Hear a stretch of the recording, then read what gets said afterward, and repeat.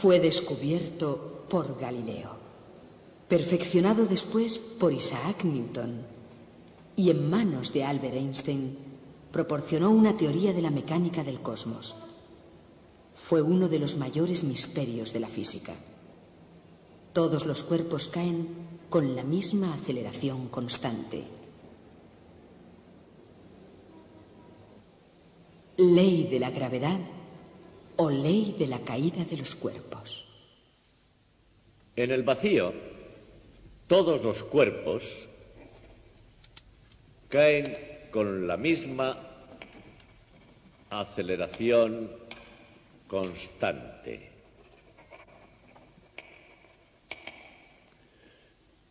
Esta es la ley de la gravedad. No parece que esto quiera decir mucho, pero veamos ahora exactamente en qué consiste. Dice esta ley que el efecto de la gravedad en todos los cuerpos es siempre el mismo, con independencia de su peso. Desde Galileo a Isaac Newton y hasta Albert Einstein, este fue uno de los mayores misterios de la física.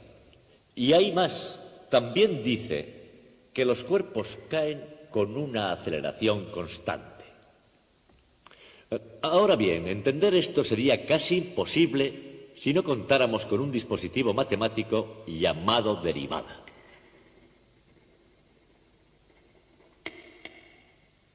Luego veremos lo que significa. Y finalmente, aunque esto nos parezca muy profundo e interesante, está violentando nuestra más simple intuición, porque esto que decimos sucede en el vacío y no en el mundo que nos es familiar.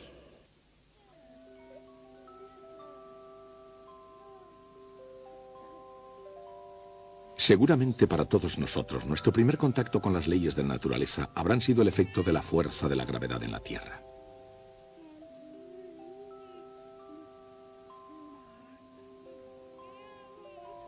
Entendamos o no cómo funciona la fuerza de la gravedad, tenemos un temor innato a sus efectos. Pero ¿qué es exactamente ese efecto de la gravedad? Hay cuerpos que caen con rapidez y de forma rectilínea. Pero hay otros, en cambio, que tienen un comportamiento diferente. En algunos casos, casi no se puede definir cómo y por qué caen los cuerpos. Debemos distinguir el efecto de la gravedad sobre un cuerpo que cae del efecto de oposición del aire por donde cae. En otras palabras, tenemos que imaginarnos un cuerpo que cae en el vacío. Por ejemplo, si una moneda y una pluma caen simultáneamente desde la misma altura, se comportarán como esperábamos. Han caído a diferente velocidad. Pero eso es solo a causa de la resistencia del aire sobre ambos objetos. En el vacío, una moneda, una pluma y cualquier otro objeto caerían a la misma velocidad.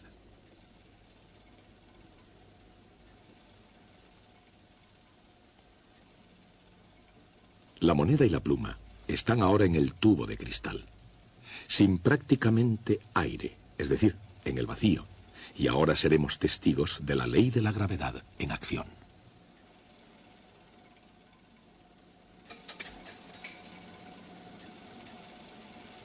Sin el efecto que produce la resistencia del aire, todos los cuerpos, independientemente de su peso, caen exactamente a la misma velocidad.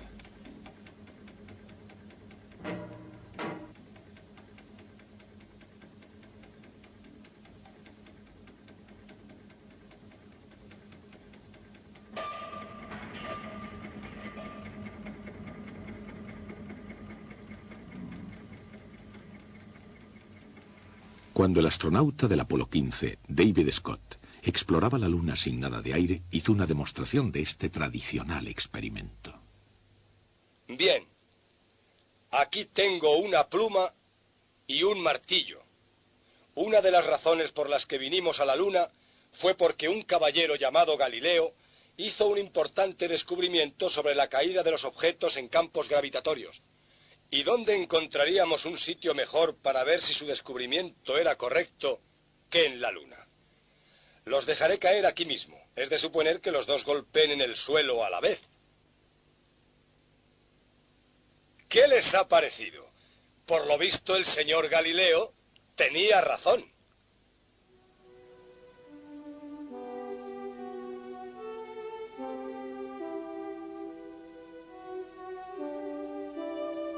El señor Galileo tenía razón. Hace casi 400 años, cuando todo el mundo pensaba que los cuerpos pesados caían con más rapidez que los ligeros, Galileo se dio cuenta de que en el vacío todos los cuerpos caerían a la misma velocidad. Por supuesto, Galileo no podía conseguir un vacío, pero pudo imaginar uno. Pintó un cuerpo pesado unido a otro ligero. Este cuerpo compuesto caería más deprisa o más despacio que el cuerpo pesado solo. Si el cuerpo ligero caía más despacio, retardaría la caída del cuerpo pesado. Pero al mismo tiempo, un cuerpo compuesto tiene que pesar más que uno solo pesado. Por lo tanto, el cuerpo compuesto tendría que caer más deprisa que el cuerpo pesado solo, pero nunca más despacio. Es obvio que la idea de que un cuerpo pesado cae con más rapidez solo conduce a una ineludible contradicción.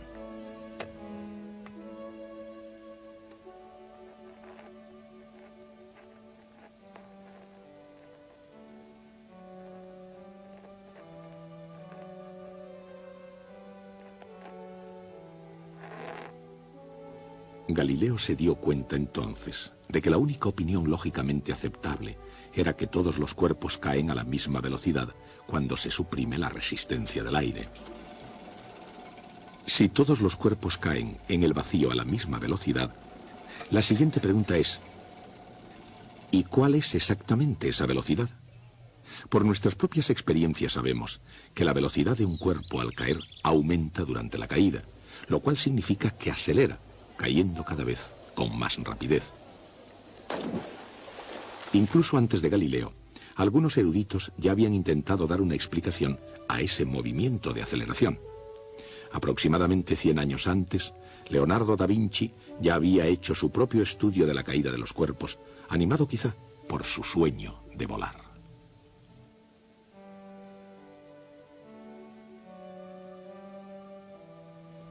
Más que preguntarse por la rapidez de la caída de los cuerpos, Da Vinci se preguntaba cuánto caerían en los sucesivos intervalos de tiempo. Su teoría del movimiento acelerado era que un cuerpo recorrería cayendo mayores distancias en intervalos posteriores. Después concluyó con la teoría de que las distancias seguían la ley de los números enteros. Es decir, una unidad de distancia en el primer intervalo de tiempo, 2 unidades en el segundo intervalo de tiempo, etc. Galileo adoptó el método de descripción de Leonardo da Vinci, pero llegó a una conclusión diferente de cómo crecían las distancias. En lugar de crecer de ese modo, Galileo tenía la teoría de que las distancias estaban relacionadas con los números impares. 1 unidad de distancia en el primer intervalo de tiempo, 3 unidades de distancia en el segundo intervalo, 5 unidades de distancia en el tercer intervalo, etc. En otras palabras, según Galileo, la distancia recorrida en cada intervalo es proporcional a los números impares. Galileo llegó a sus conclusiones después de realizar una brillante serie de experimentos en los que medía el tiempo que rodaba una bola por planos inclinados cada vez más empinados. La ley de los números impares de Galileo se puede ver en acción en algún lugar sorprendente, y que a Galileo le hubiera causado más asombro que la misma superficie de la Luna. En una montaña rusa de un parque de atracciones al sur de California, los visitantes pagan con gusto una cantidad de dinero por el privilegio de dejarse caer en caída libre a través del espacio bajo la influencia de la gravedad. Algodón de azúcar, candy, es mucho mejor. A mí esto no me gusta nada. No. De hecho, esta parte del paseo es gratis. Oh.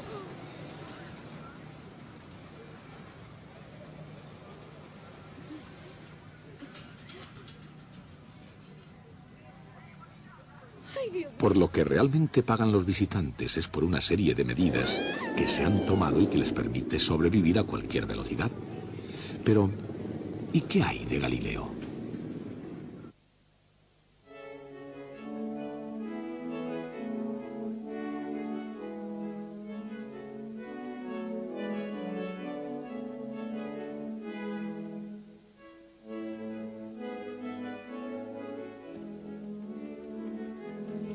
Si esto es una unidad de distancia, esto debería de ser 3, y esto 5, y así sucesivamente. Y realmente lo son. Galileo tenía razón. En sucesivos intervalos de tiempo, las distancias recorridas cayendo siguen los números impares. Aquí hay algo más que Galileo también vio. Fíjense en la distancia total recorrida en un instante. Después del primer intervalo de tiempo, una unidad de distancia. Después del segundo intervalo, 4 unidades de distancia. Después del tercer intervalo, 9 unidades de distancia. Después del cuarto, 16 unidades. En otras palabras, al final de cada intervalo, la distancia total recorrida cayendo es de 1, 4, 9, 16, 25 y así sucesivamente. Y esos números son, por supuesto, cuadrados perfectos. O sea, que la distancia recorrida en la caída es proporcional al cuadrado del tiempo. Y de este modo, la ley de Galileo se puede escribir en una simple ecuación, utilizando S para la distancia y T para el tiempo. ¿Qué quiere decir? Que estamos hablando de la distancia como función del tiempo. Esta constante c numéricamente es igual a la distancia que recorre el cuerpo cayendo durante el primer segundo, es decir, 16 pies, aproximadamente 5 metros.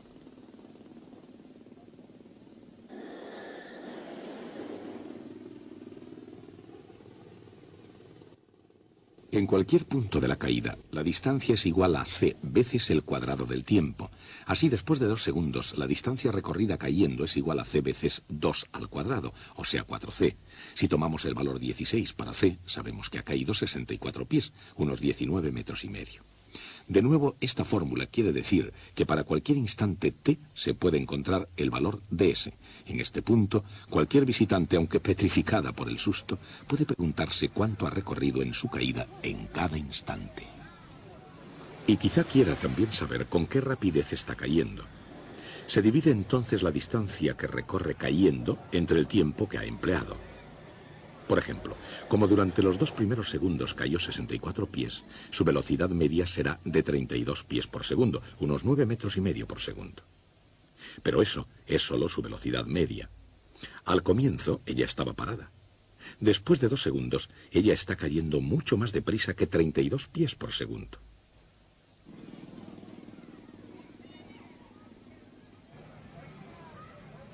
Pero lo que realmente desea saber esta mujer no es su velocidad media, sino su velocidad exacta o instantánea en cualquier instante dado. Sin embargo, si queremos utilizar la misma ecuación dividiendo la variación de distancia por la variación de tiempo, se nos plantea un serio problema. En cualquier instante durante la caída, digamos a 1.5 segundos, la variación en la distancia y en el tiempo es exactamente 0. Así, una fórmula que determine la velocidad dividiendo la variación en el tiempo no es útil cuando se tiene un punto A, pero no un punto separado B para trabajar con él. Y para complicar aún más las cosas, el máximo y el mínimo del cociente serían 0. Dividir por 0 es un desastre matemático. Tal vez la expresión velocidad instantánea sea una contradicción en sus términos. Sin embargo, el propio sentido común nos dice que un objeto en movimiento debe tener una cierta velocidad en cada instante. El problema es mucho más que un juego ingenioso de palabras. Es un dilema que ha importunado durante miles de años a todos los matemáticos, pero no había modo de resolverlo.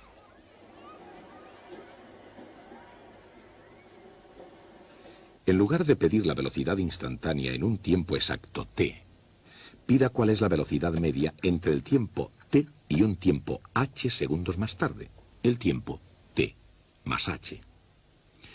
El cambio en el tiempo es h segundos. Si la distancia recorrida cayendo en un tiempo t es igual a c veces t al cuadrado, la distancia recorrida cayendo en el tiempo t más h debe ser igual a c veces th al cuadrado.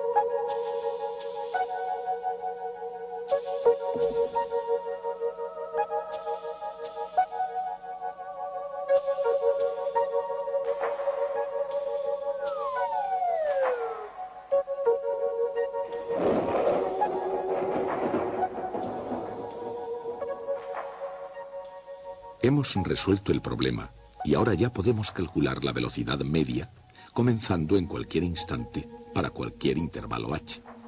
H puede ser un segundo, medio segundo, una décima de segundo o incluso cero, porque ahora no estamos dividiendo por cero.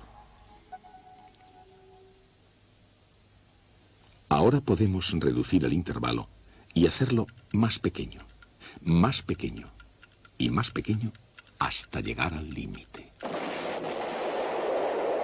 En ese instante hemos calculado una derivada, ya que el intervalo se ha reducido a cero. Si h es exactamente cero, nos encontramos con que en un instante t cualquiera existe una velocidad instantánea y la llamaremos v. v es igual a 2ct.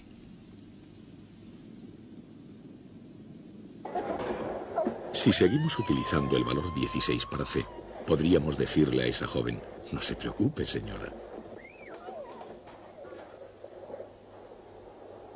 La distancia que usted ha recorrido es solo 16 veces t al cuadrado pies unos 5 metros, y su velocidad en cada instante ha sido 32 veces t pies por segundo, casi 10 metros por segundo.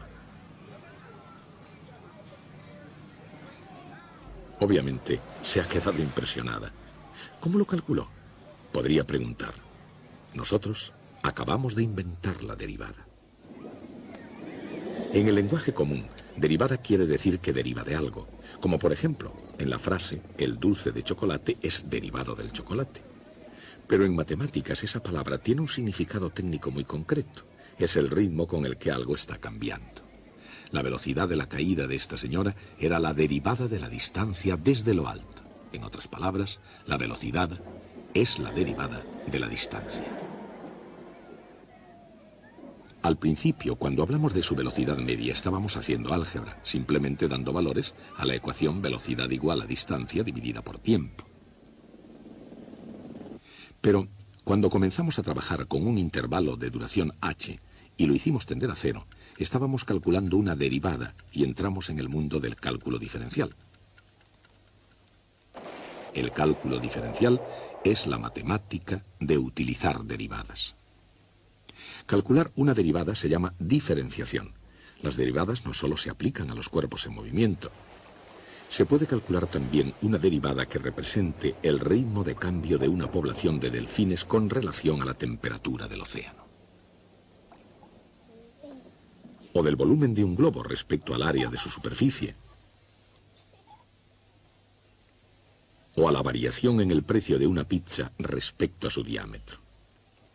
En otras palabras, las derivadas se pueden calcular para casi toda situación en la que haya variación en alguna cantidad cuando otra de las cantidades aumente o disminuya.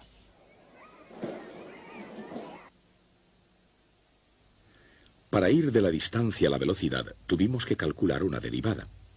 Pero, ¿y qué pasa con la aceleración de un cuerpo al caer? Pues que para ir de la velocidad a la aceleración, hacemos exactamente lo mismo.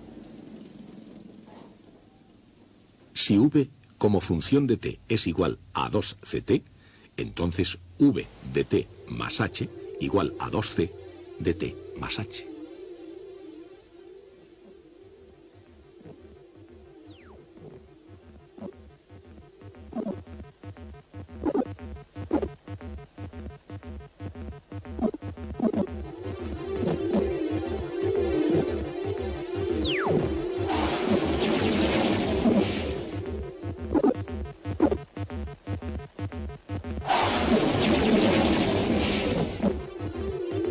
A de t igual 2c.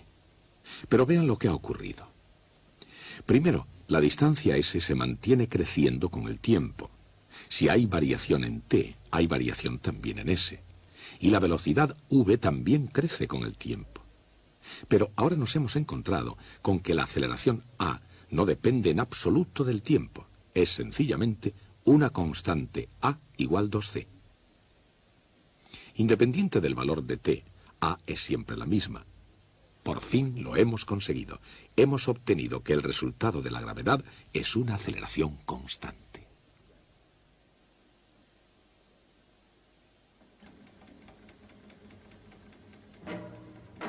Teníamos 3 preguntas sobre la caída de los cuerpos.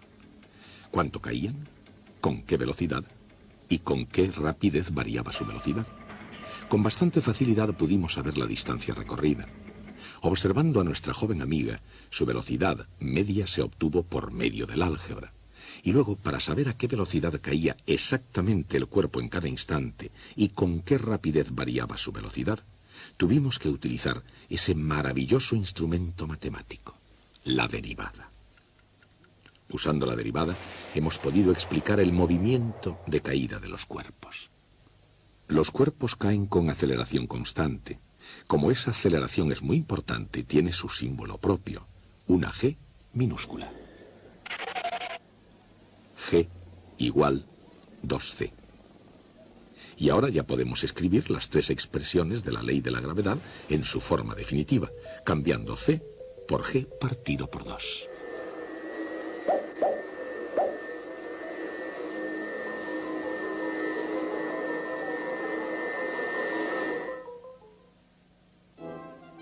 Según esta ley, un cuerpo cae con una aceleración constante, con velocidad proporcional al tiempo, y recorre una distancia al caer proporcional al cuadrado del tiempo.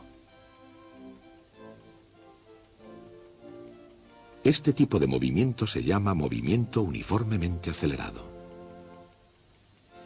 Es difícil, pero no imposible llegar a conocer esos tres hechos sobre el movimiento uniformemente acelerado sin hacer uso del cálculo diferencial. Pero Galileo comprendió los tres hechos. En realidad, casi 300 años antes de Galileo, un erudito francés llamado Nicole Oresme trabajó sobre el comportamiento del movimiento uniformemente acelerado. Oresme y Galileo utilizaron casi idénticos métodos matemáticos para analizar el problema. Dichos métodos se basaban no en ecuaciones algebraicas, sino en proporciones entre cantidades y en figuras geométricas. La derivada fue inventada una generación después de la muerte de Galileo por Sir Isaac Newton y Gottfried Wilhelm von Leibniz. Con este nuevo y poderoso método de análisis se pueden analizar tipos aún más complicados de movimientos. Describir el movimiento uniformemente acelerado llega a ser incluso muy fácil. Sin las derivadas, es muy difícil entender qué significa aceleración, y menos aún describir el movimiento uniformemente acelerado y explotar a fondo sus consecuencias. Y, sin embargo, Oresme y Galileo lo hicieron. Describieron el movimiento uniformemente acelerado y sacaron sus consecuencias. Fueron verdaderos genios. Una de las tareas de la física es la de encontrar principios sencillos, económicos, pero importantes que expliquen nuestro complicado mundo. Y eso es lo que hemos hecho hoy. Si yo dejo caer algo, cae bajo la influencia de la gravedad de la Tierra. Al caer, su movimiento ha sufrido una cierta influencia debido a la oposición del aire. Si ahora imagino que puedo deshacerme del aire y dejo caer el objeto en el vacío, enseguida descubro un dramático y a la vez sorprendente hecho. Todos los cuerpos caen a la misma velocidad. Podría contentarme con este hecho. Descubrirlo, desde luego, fue un logro impresionante. Pero no nos contentamos. Ahora queremos saber por qué sucede esto así. ¿Cuál es la naturaleza de la gravedad que lleva a tan extraño comportamiento? Esa cuestión es una de las más profundas de la física. Duró hasta nuestro propio siglo. Fue el punto de partida para la teoría general de la relatividad de Albert Einstein. Pero nos estamos adelantando en nuestra historia. Una vez aprendimos que todos los cuerpos al caer se regían por una ley, nuestra tarea consistió en explicar esa ley con toda precisión. Todos los cuerpos caen con la misma aceleración constante, y la aceleración es el ritmo de cambio de la velocidad. Y la velocidad es el ritmo de cambio de la distancia. Así tenemos, en realidad, tres proposiciones matemáticas precisas de la ley de la gravedad. Se relacionan entre sí por medio de un grande y crucial descubrimiento de la historia de las matemáticas: el cálculo diferencial, descubierto por Newton y por Leibniz. Un gran triunfo. El suceso más importante en matemáticas durante miles de años. Newton y von Leibniz sacrificaron la dicha de su descubrimiento en una amarga discusión sobre quién lo descubrió primero. Las tres proposiciones son cabos sueltos de la historia que estamos tratando de desarrollar. No hay contestación. Según la ley de la gravedad, un cuerpo cae con una aceleración constante a una velocidad proporcional al tiempo y recorre en la caída una distancia proporcional al cuadrado del tiempo.